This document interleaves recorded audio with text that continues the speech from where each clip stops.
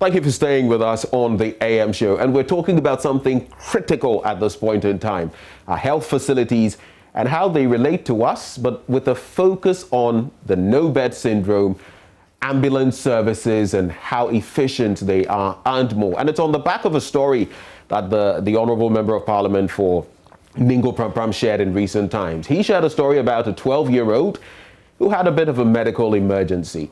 Now, the father had to reach out to the Member of Parliament. Things happened in a certain sequence.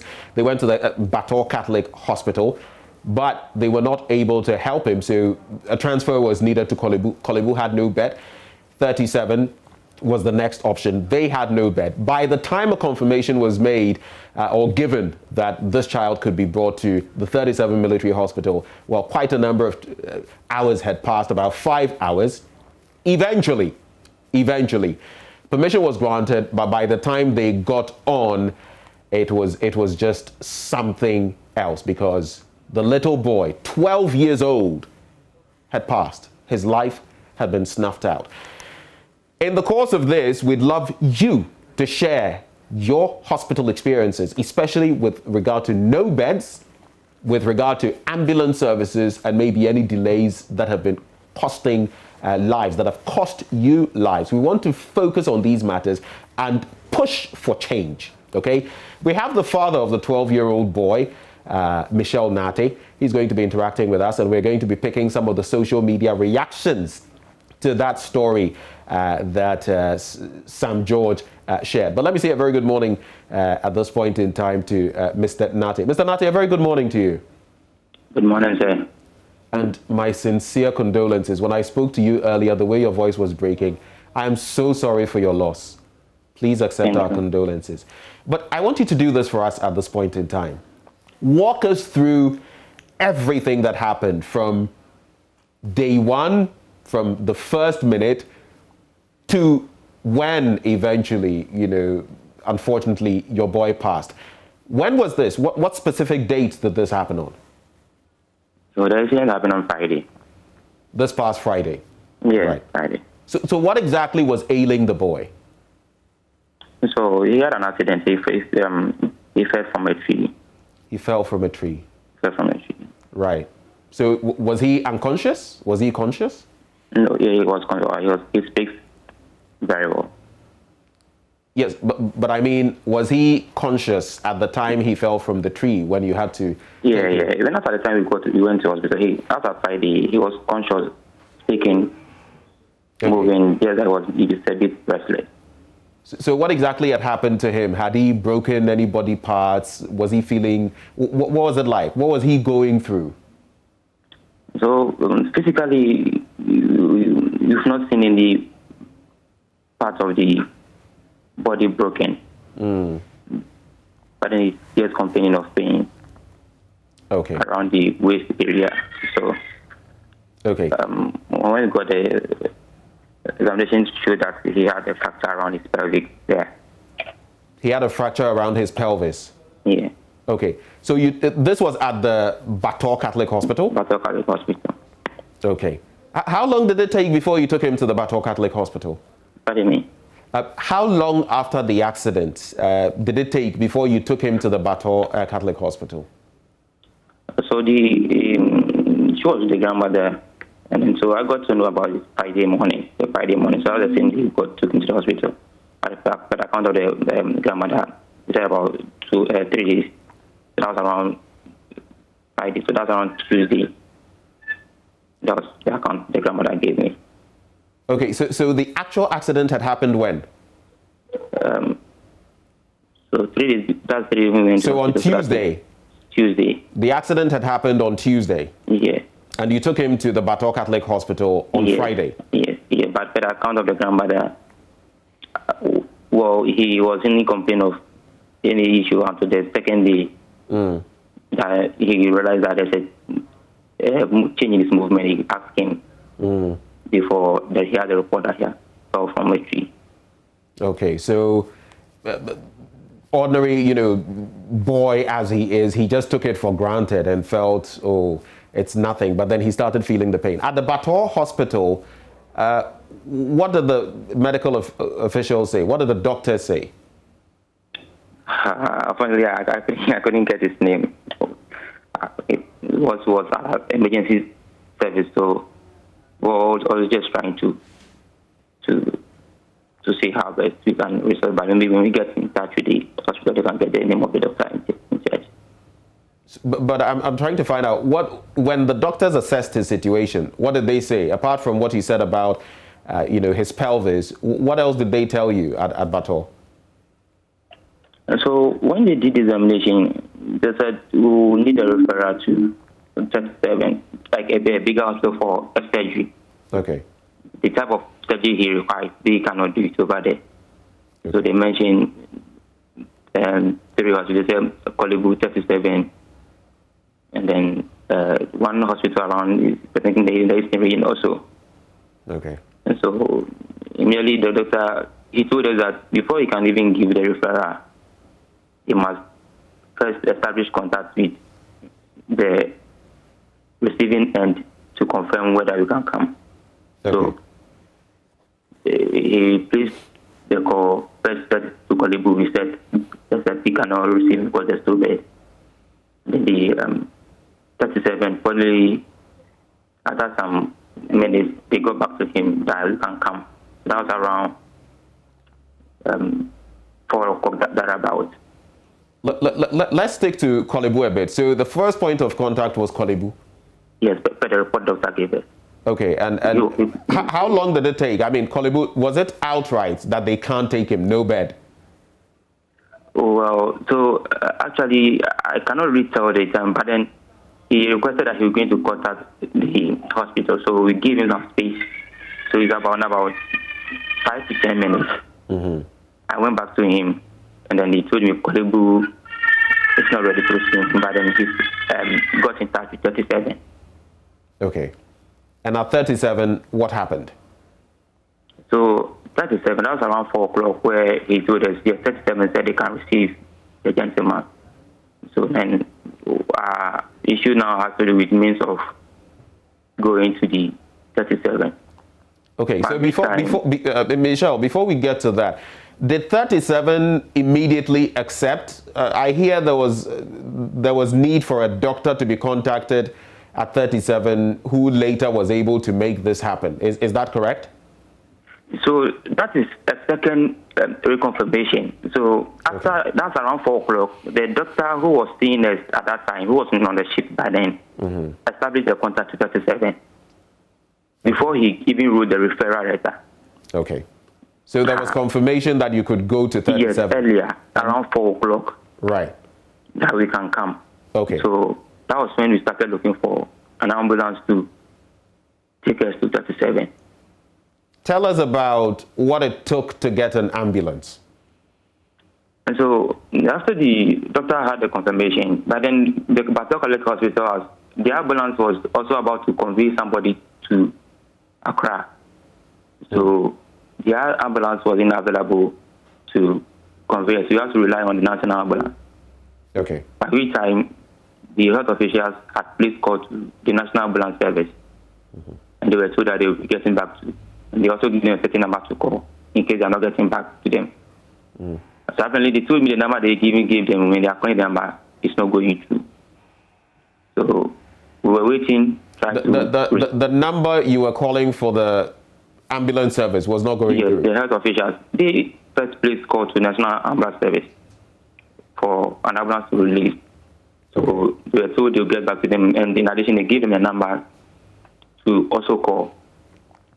And so that was around 5 o'clock thereabouts to 6.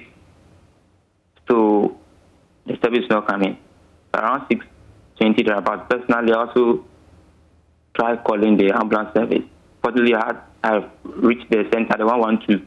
Okay. Spoke with me, they requested to speak to the health official, which he spoke to them. They also assured us they will get back to us. So we were waiting. It's around 7 o'clock, an hour passed. Still no response, no call has been returned to us.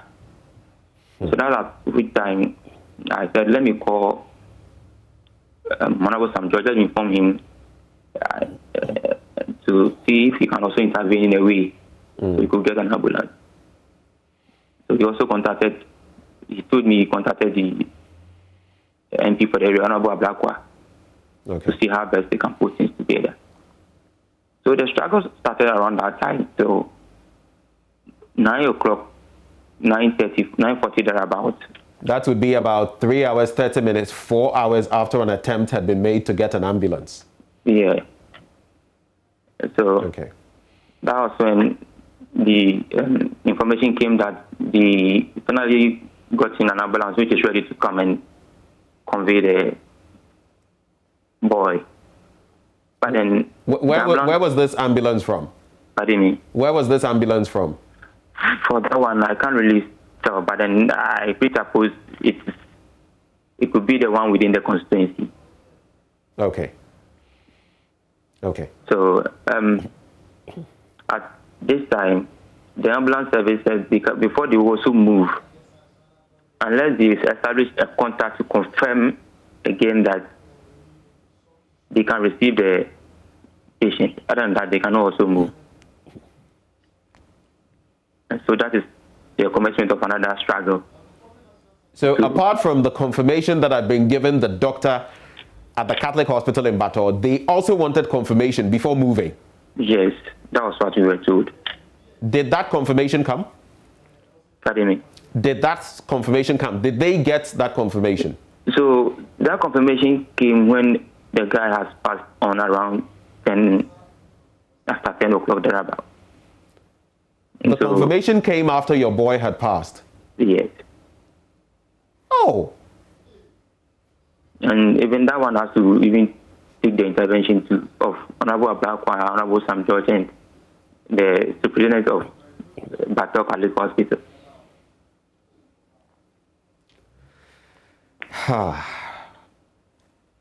And so your boy passed still within the environs of the Battor Catholic Hospital? Yes. So you didn't even start the journey toward Accra to get to 37? Not at all. At that point, I spoke with the head official that if it could be possible, the ambulance should just come, you start moving to 37. If we get there and they say they cannot receive, there are a number of private hospitals around. We can even make a change to those places. But then the response was that with the national ambulance, until they get the confirmation, they are not moving. What was the reasoning? What was the rationale behind this? Why did they insist on that? Did they explain to you? So the conversation, they'll tell you there's no bed. And if you should go there without a confirmation, we'll just hang around, nobody will attend to us. That's what the officials told us. That confirmation is not received. We'll go there and nobody will even attend to us. But wasn't the doctor who had been treating the boy, wasn't he available to explain to them that he had got confirmation from 37 that they could bring the boy? So at that time, I think the shift, he had to, another officer has to take over. So the one who started the case around 4 o'clock has to hand over to another doctor. So that is the situation. But then I overheard him speak to the first doctor on phone. But actually, he said he placed the call to the official line at 37, not to a personal doctor, or let's not to an individual doctor, but he placed to a call to the official headline of 37 Military Hospital. Now, let me ask you this, Michelle. These are very hard times for you, but do bear with me. It took 2 members of parliament working together, and they still could not even get help for you on time. And our brother, this 12-year-old, has passed. How does that make you feel about our health setup? How does that make you feel as a father who has just lost his 12-year-old boy? I felt sad, and I was mentioning around the hospital that, well, the system has failed us again. Recently, I heard on radio the incident of one mother that doctors were doing everything possible, but then the system didn't work to see how best we can bring back life to the gentleman. And so it's just unfortunate. And I kept asking myself, emergency service, such as, let's say, the fire service, it has been localized. And so when there's an emergency, you know who to call within our jurisdiction for a service to be rendered. And if they need assistance, reinforcement, they do those calls. So why must a critical service as an ambulance be centralized somewhere for a call to be placed to region, for region to constituency before an ambulance will move? Why? I just don't know, but then that is what we've had as citizens of the country. So, but we can't just let it slide. This is a life. And I noticed that initially, just a short while ago, you said that the system had failed you again. Do you have any other experience before this? I mean, because you said again, is there anything else you've gone through before this similar situation? Well, personally, not personally, but then as I refer to an account of one woman who lost her child at test Kolebu as a result of system failure. And so, just make reference to that in that system failed somebody to lose her son, and the same system has failed us, and we've lost another son. Following the sad passing of your son, what was his name? Harry Nati. Harry Nati.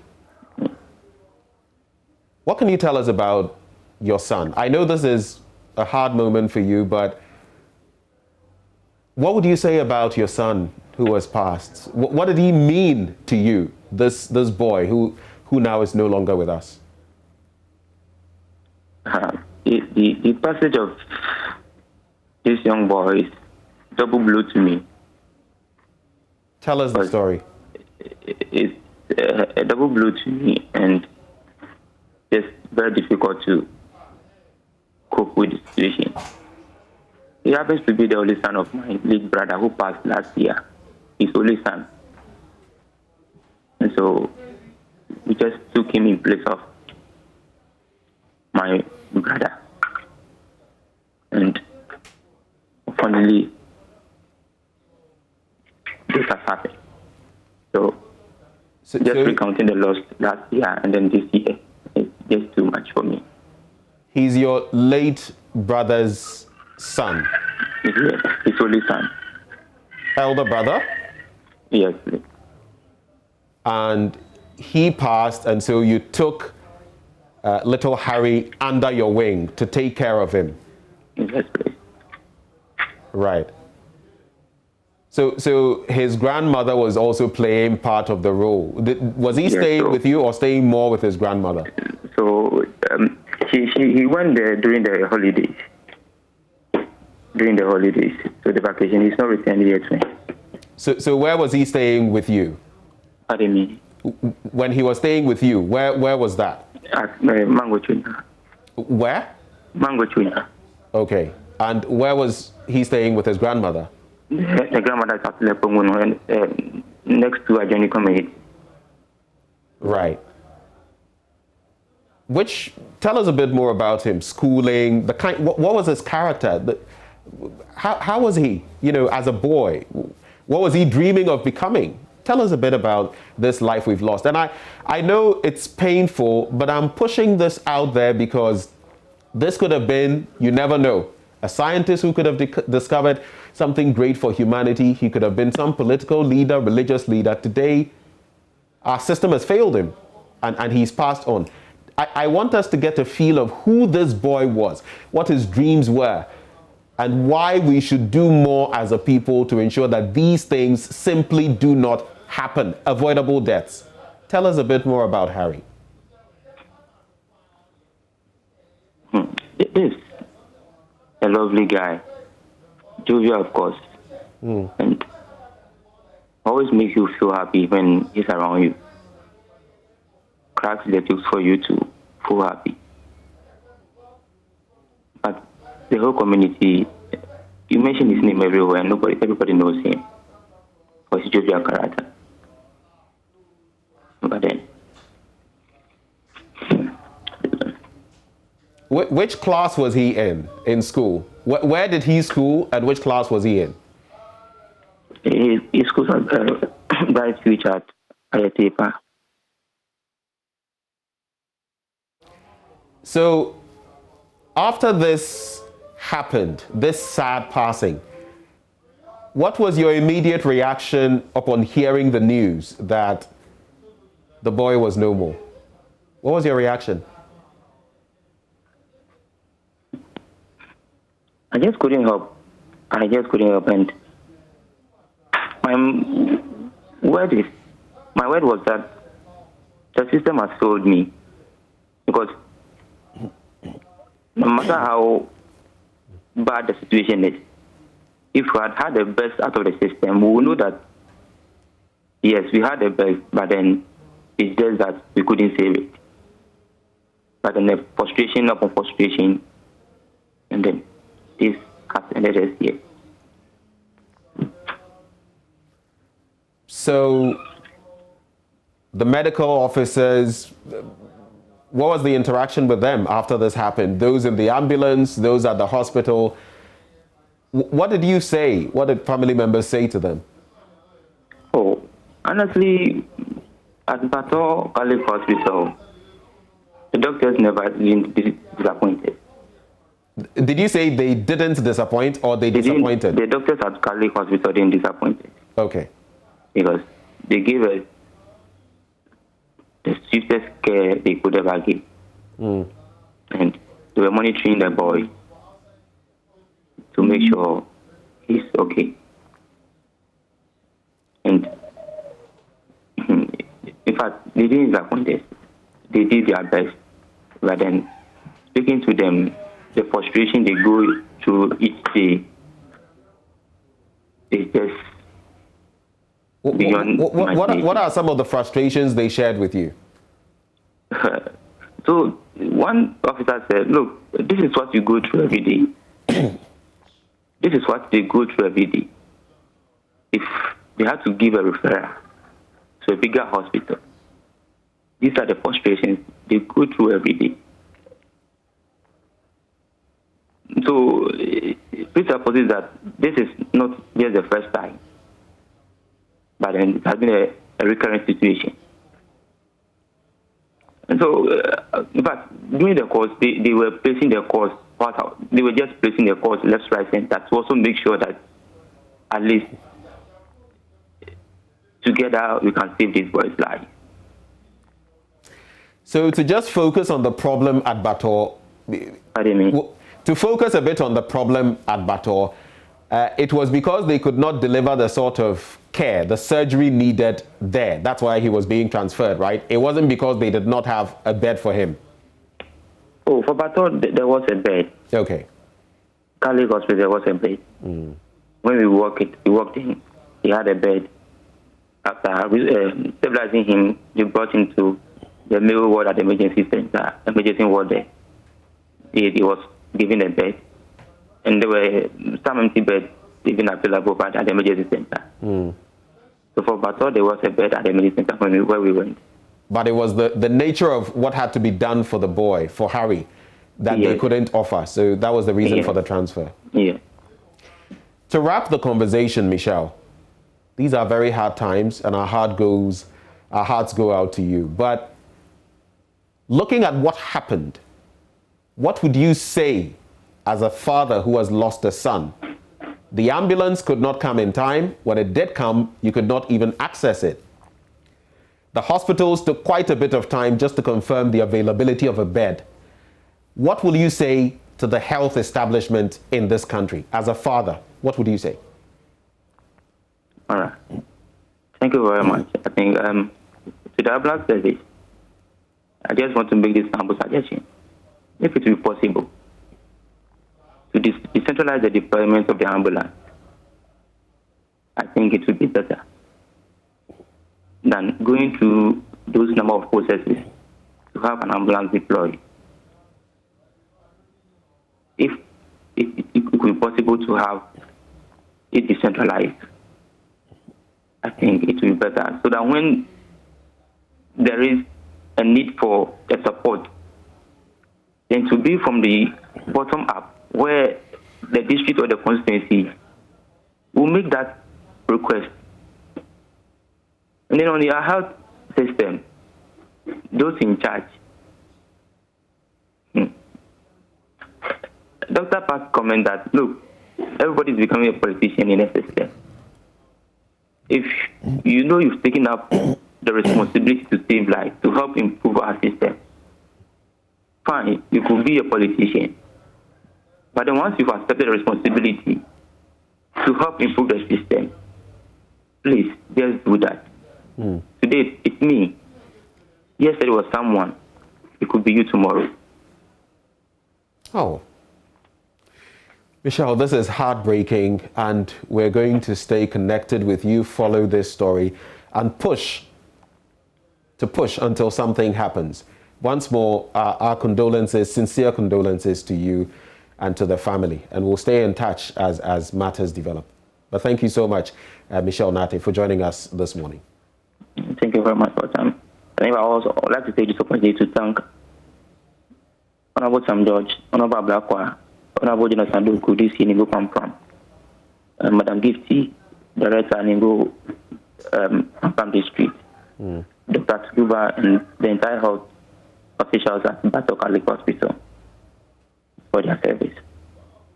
Thank you so much, Michelle Nate. And that is the father, so to speak, of this 12-year-old boy, you know, playing the games a 12-year-old would play, fell from a tree, took it for granted. But a few days later, when critical health care was needed, it wasn't available to this boy.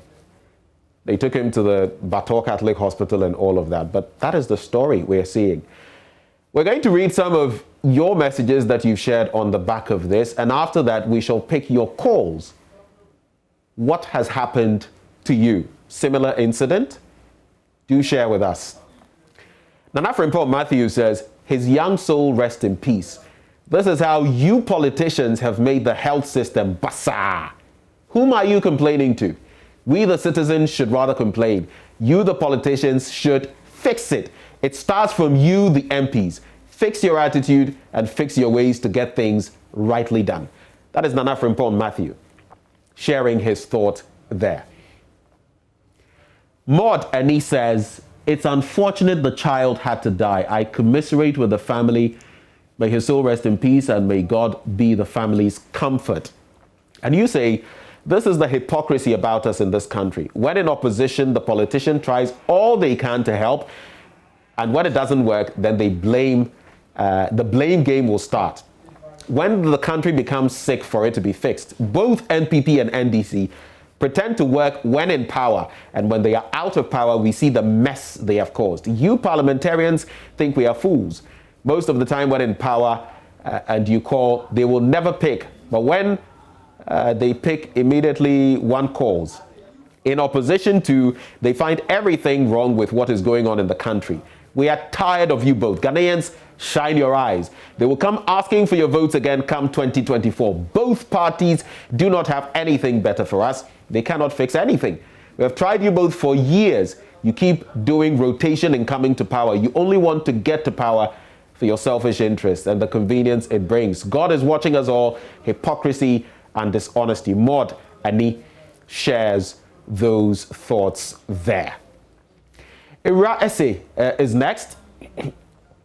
This same Kolebu and 37 military hospital issue led to my dear daddy's demise because Battor Hospital could not help the situation then and needed to transfer him to one of these facilities. But as usual, no bed, and someone needed to confirm here and there till this man gave up the ghost.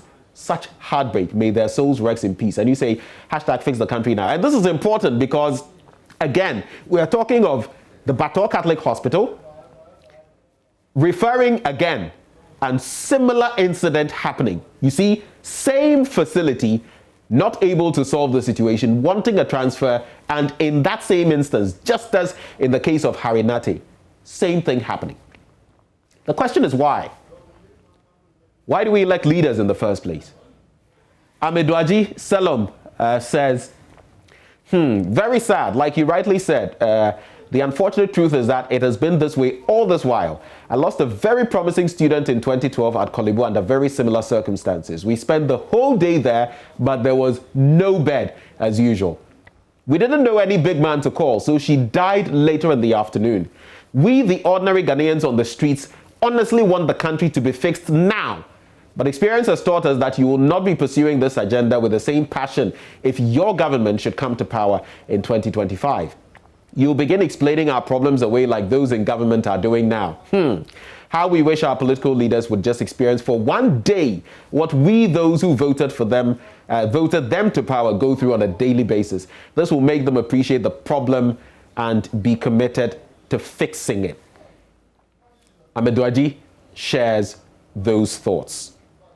We have JoyNews, who says, you see how we are suffering as nurses and midwives at the district hospitals. This is just a small bit of it. You just stand there and watch a patient who needs advanced care die, all because of confirmation from a regional hospital or a teaching hospital. The guilt we live with all through our lives is something that kills us within. And you can feel the pain of this nurse, because then you are handicapped. You can't do anything about it. You are watching the person and the person is dying. Prince says this is the problem referred patients always face in this country. The facility that is to receive the patient will either not pick their calls, or they pick, and because they don't want extra work, they say no bed. It's a bad situation. You need to know someone when in a critical situation, else you are dead. Some human beings are naturally wicked with no compassion for a dying fellow being and don't care taking decisions that they know will lead to the death of another human being. These unnecessary deaths happen every day in the hospitals, just that they are not brought to light. God bless the good health professionals who do their all for everyone, regardless of whether they know them or not. And you say it's a very sad situation. Nana Adoma says, while we sit and debate who started or perpetrated this mess, a mother, a father, a child are going through the exact same scenario, just that they don't have an honorable to call on, and so it won't be newsworthy. Enough of the talk and assigning of blame. Human life must matter in this country. The person doesn't have to be a politician or the son of your friend before his life matters. Honorable Esther 4:14. Maybe you were born for a time such as this. Lead the charge. Don't let the child's death be in vain.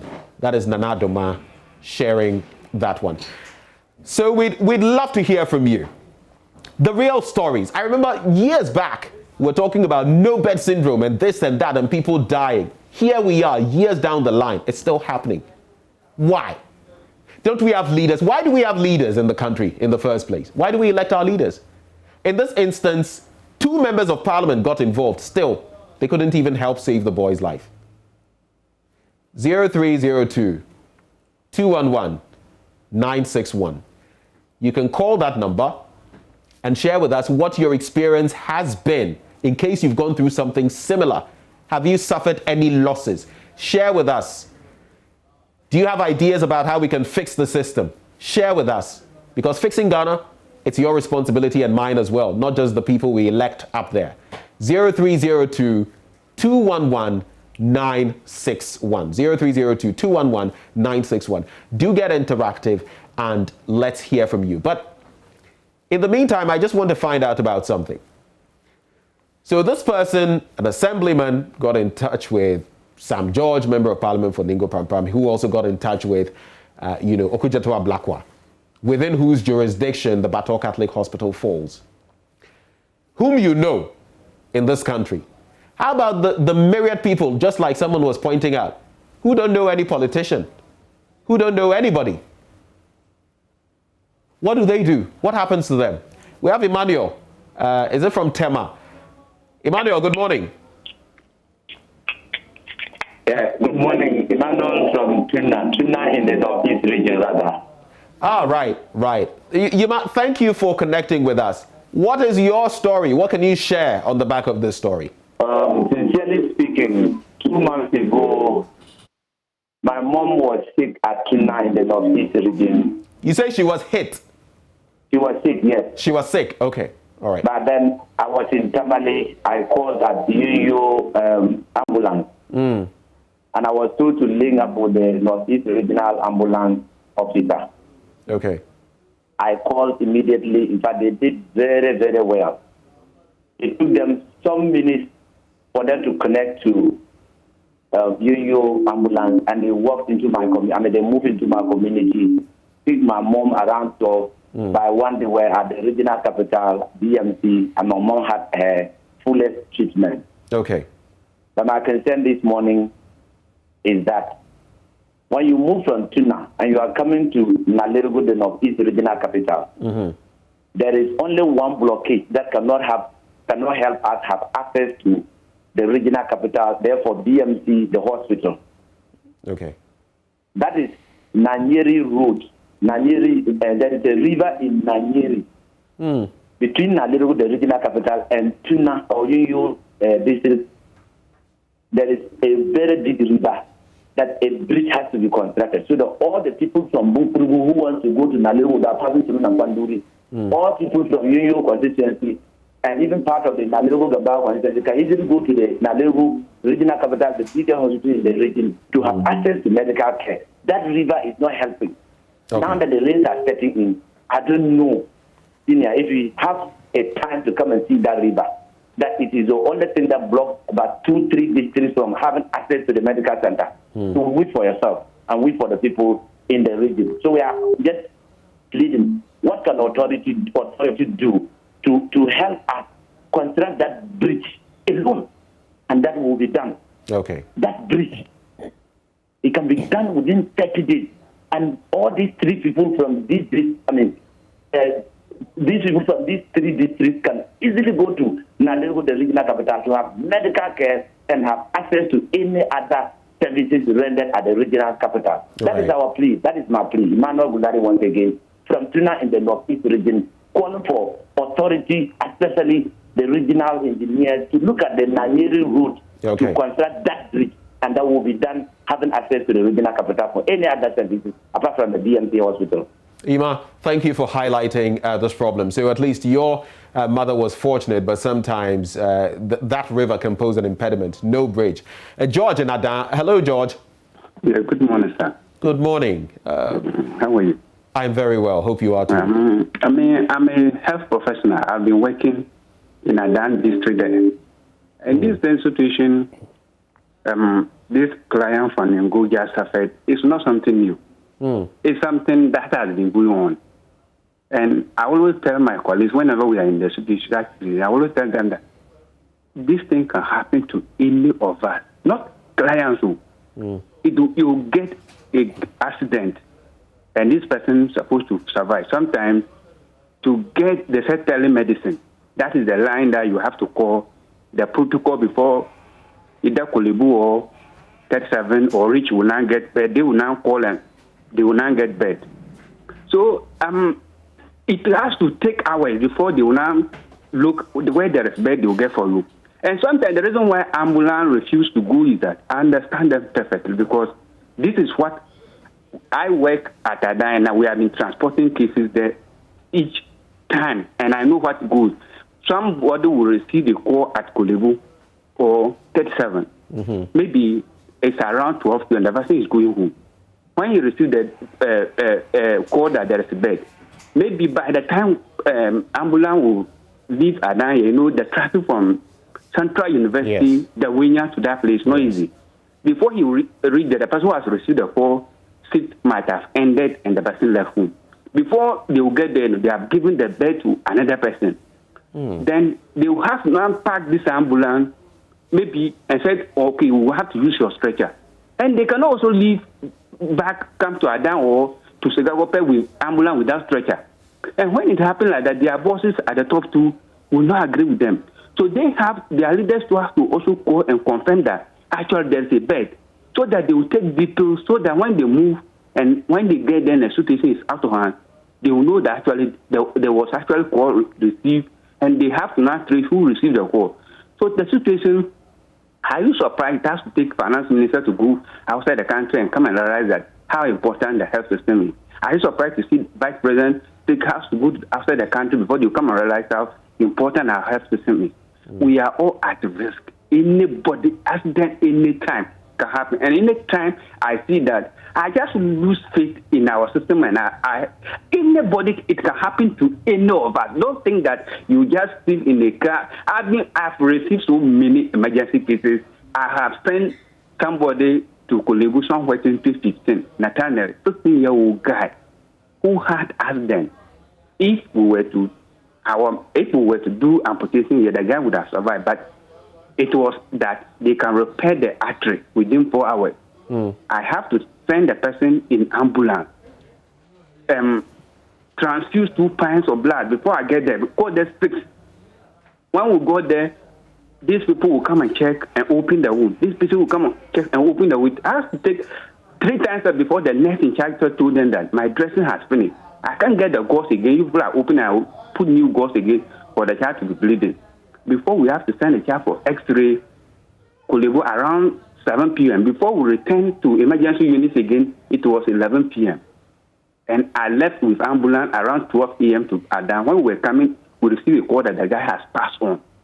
This is, even we were afraid that he's young, we won't do amputation for him to survive. But he ended up losing the whole life. If we do amputation, he could have even survived. But we were reassured that amputation could have, they will repair the popliteal artery for him to survive. And this is not the first incident. I sent another police officer somewhere in 2018. And police hospital, he was on duty. He was knocked by a motor, head injury. He was repaired. That time, this is when the ambulance broke down. There was no car. We were in one private ambulance going. Just from 200 meters, this ambulance broke down. We have to use a hearse, the one they used to carry corpse for the police officer. And the speed it can go was 60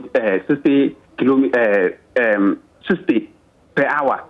It goes to a time, because people saw that it's a hearse. So when it's blowing horn, nobody even cared that, because they thought it's carrying a dead body. This police officer, when we go to police hospital, they said they cannot handle that case. A police officer in a police hospital cannot handle that case. We have to go to step 7. And we go to step 7, then they now go to bed. Within some 2 hours, the guy to pass on. So it is something, the system is rotten. And until, whenever it happened to the big men that we complain, but ordinary Ghanaian who is suffering on daily basis, paying tax, goes through this. And the system, we need to fix it. George, before you go, you say the system is rotten and we need to fix it. We need to fix it. You are in the health setup. What are, very briefly, what do you think we can do? Very briefly, what do you think we can do? Yes. We need to empower all the hospitals, not just Kolebu and then 37 military hospital. We need to revamp all the facilities, because consider Adan distance to Accra. If Adan is very far, there's no any facility around this place.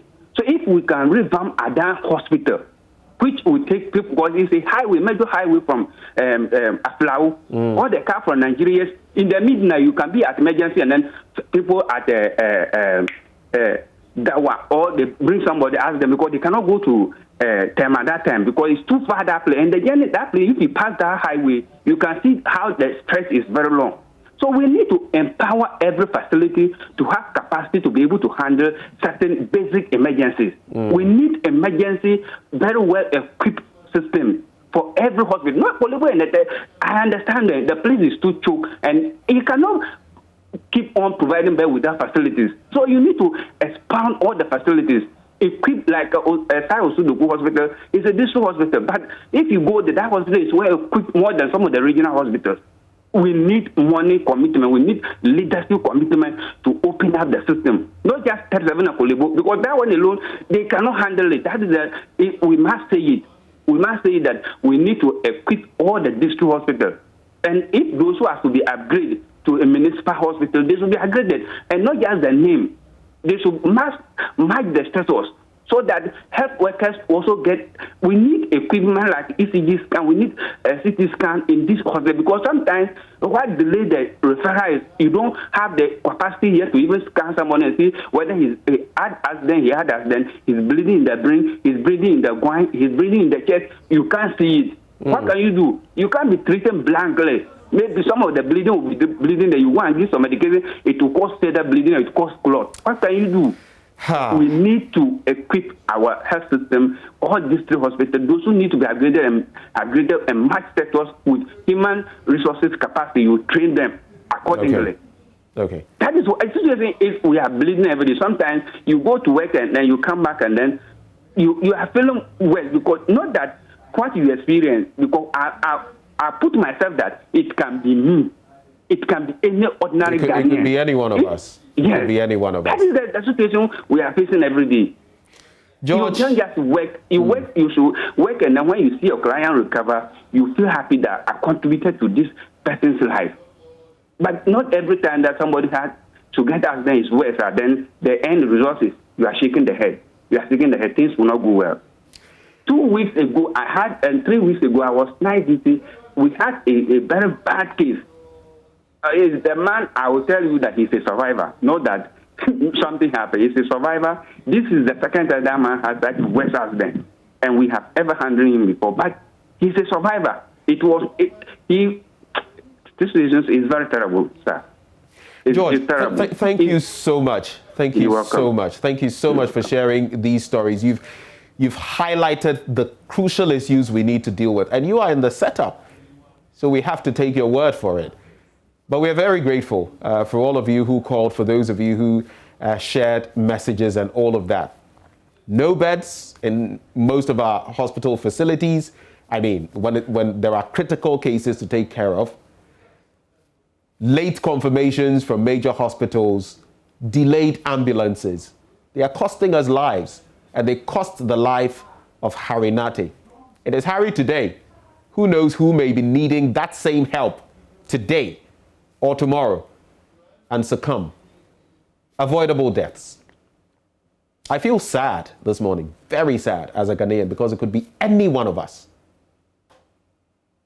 We need to fix our country. We take a bit of a breather here. When we come back, there's a lot more we'll be exploring. Do stay.